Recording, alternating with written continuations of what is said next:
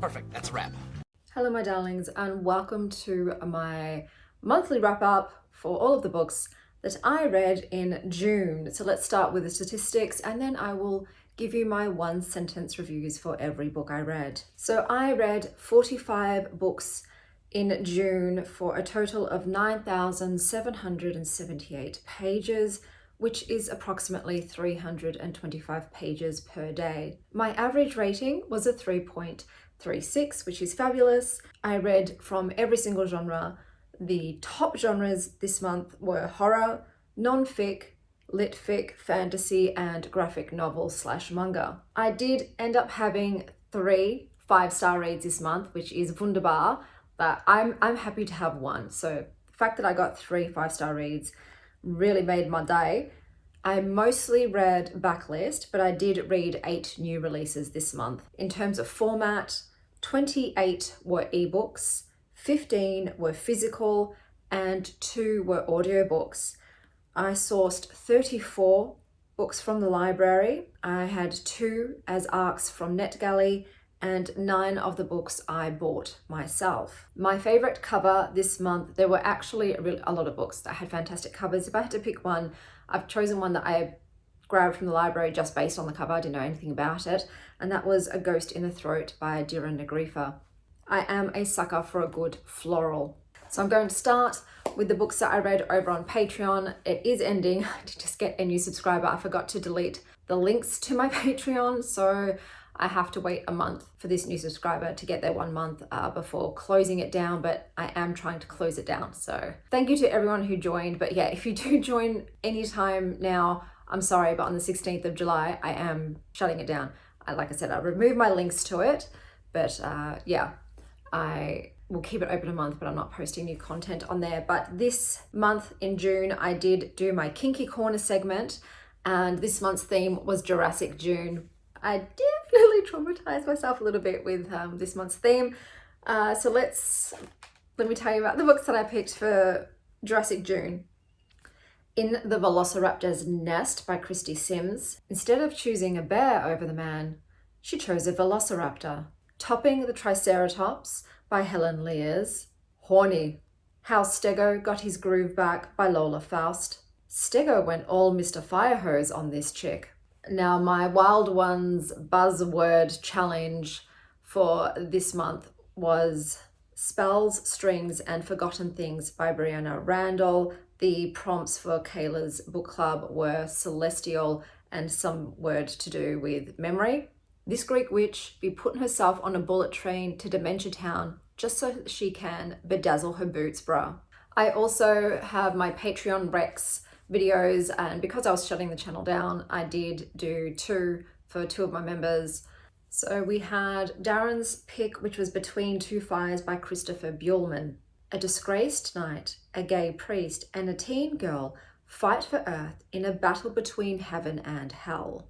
Izzy's pick was The Devil All the Time by Donald Ray Pollock. A whole lot of faith, murder, and misery. I also want to give a shout out to my sweet syrup pies on Patreon, Darren, Izzy, Kate, and Zach. Thank you very much, my darlings, and thank you to all of my darlings on Patreon for sticking with me for the few months that I was on there. I am doing my chapter challenge every month. This month's prompt was Judge June, so a book that has been nominated for an award. So the book that fits that prompt was Ghost in the Throat by Dira Negrifa. Because I just do 1 sentence reviews for all the books, it makes this wrap up short. So I've decided to tack on a TBR at the end of the video. I will read all of the books as long as I come into the library, because I am at the mercy of my library in terms of books actually coming my way. So these are the books I want to read. But let's do the reviews first. So we have Kill All Immortals by Zach Kaplan. Family. Can't live with 'em. Can't kill 'em due to the immortality. New Animal by Ella Baxter. Marzipan Fruit Makes Me Cry Now. The Specimen by Jama Fixon. A Mother Knows Her Son's Heart. Out on a Limb by Hannah Bonham Young, which is one of my 5-star reads. I think I just unlocked a Who Takes Care of You kink. Come Closer by Sarah Gran. I love you, and I will never leave you alone. The Bear by Andrew Krivak. I kinda need a bear hug after reading this. My Grandmother Asked Me to Tell You She's Sorry by Frederick Buckman. Stories within stories don't work for me. The Tale of a Thousand Faces, the first in the Rune series by Carlos Sanchez, which was also a 5-star read. Adventure Time meets Studio Ghibli, but make it pastel with magical goats. Greedy, Notes from a Bisexual Who Wants Too Much by Jen Winston. Catastrophically confused and horny. For He Can Creep by Siobhan Carroll, which was also a 5-star read. Joffrey is a good cat, a bold gentleman, and a pretty fellow. The Destroyer by Tara Isabella Burton. This is basically Thanos and Nebula, but make it Roman with mummy issues. A Ghost in the Throat by Dira Nagrifa. This is a female text for those who have ever wanted to be haunted by a historical woman while breastfeeding. The Book of Do, A Manual for Living by Bobette Buster. Cool cover, but these bite-sized pep talks did nothing for me. My Name Isn't Paul by Drew Huff. Dude tries to off himself with a can of Raid. Hearts in the Ground by G.B. Anderson. Home Ownership Ain't Worth the Shit This House Comes With. Indelicacy by Amina Kane. She Wants to Quit Her Marriage and Write About Art. Ghost War by Sarah Moss. I'd like to throw her dad in the bog. Mrs. Caliban by Rachel Ingalls. I thought making love to a frogman would be the most dramatic thing about this. I was wrong. Crash by J.G. Ballard. Mind-numbingly repetitive fetish shit. Auto edition. We Speak of Flowers by Eileen Chong. Ancestral Whispers and Cultural Echoes. Sky Daddy by Kate Folk. Turbulence is her idea of foreplay. Safety in Bear Country. There's like 1% bear in this. I had an entirely different expectation of what this book was about. I was thinking weird lit, but it's just litfic about a messy girl in her 20s. The Starving Saints by Caitlin Starling. Nothing made sense. Saturnalia by Stephanie Feldman. Divinatory Tool Cluster Confessions by Kane Minato. This teacher has something she'd like to share with the class. The Employees by Olga Rawn. I enjoyed this as much as I enjoyed working for other people. Nobody is Ever Missing by Catherine Lacey. This woman might be depressed, but she's also an idiot. The Dictionary of Obscure Sorrows by John Koenig. Viagra for Logophiles. The Witch at the Edge of the Wood by Liz Dalton. Fake It Till You Make It, Witch Edition. The Museum of Witchcraft by Diane Purkis. Witchy Crash Course for Noobs. Little Miss Apocalypse by Danger Slater. Hormones, Heartbreak, and Nuclear Consequences. So stupid, but so entertaining. Don't judge me. Deviant Desires, A Tour of the Erotic Edge by Catherine Gates. Deviant? Yes. Educational? Unfortunately, also yes. Freren 12 by Kanehito Yamada. Say Something Freren 13 by Kanehito Yamada. After all that, not even a hug? Come on. Dude. Spells by Brendan Connell.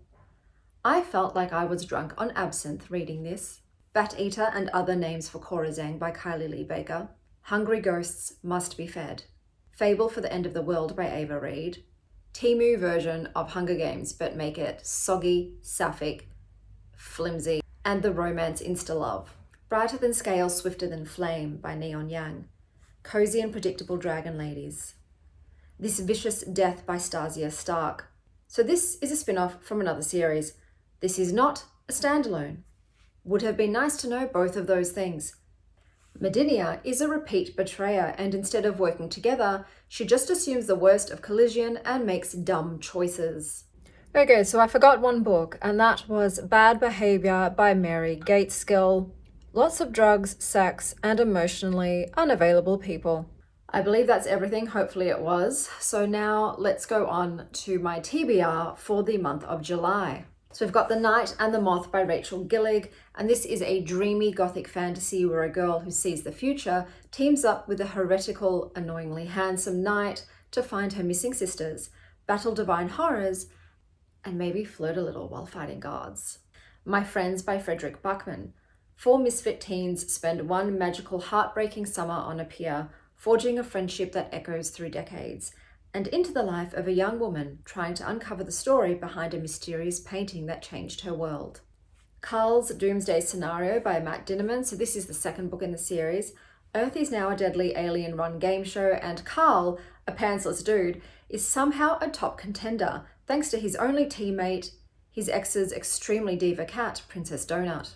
Together they battle undead clowns, rainstorms of murdered women, and a suspicious number of side quests, all while trying to survive, solve an ancient mystery, and not get cancelled by their bloodthirsty intergalactic planetary fan base. The Devils by Joe Abercrombie. Europe is on fire. The elves are coming to eat everyone, and humanity's last hope rests with a bunch of literal war criminals in a secret church basement. So naturally, a terrified monk with zero leadership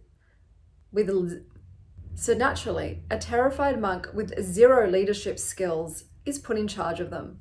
Bury Our Bones in the Midnight Soil by V.E. Schwab. Spanning 500 years, this is the dark, bloody saga of three sapphic vampires bound by soil, desire, and a hunger that refuses to be tamed. As centuries pass, they bloom in rage, rot in silence, and bite back against a world that insists they be full, when all they've ever been is starving. In the Garden of Monsters by Crystal King. A mysterious woman with no memory.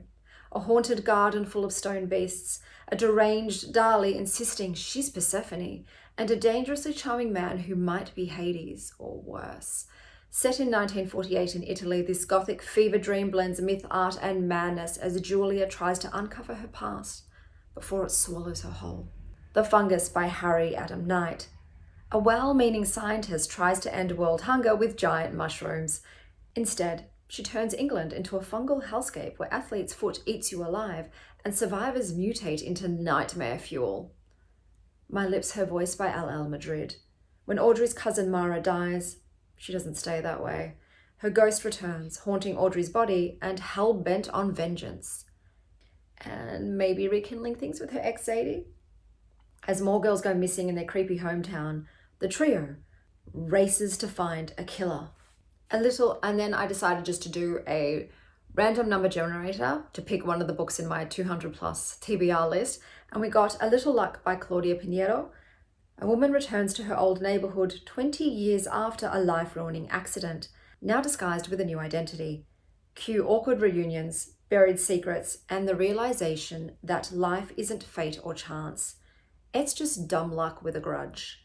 So those are the books I'm hoping, fingers crossed, the library can deliver them to me to read in the month of July. Let me know what your favorite book of June was, and until next time, stay well, Star Child. That's a wrap, everybody.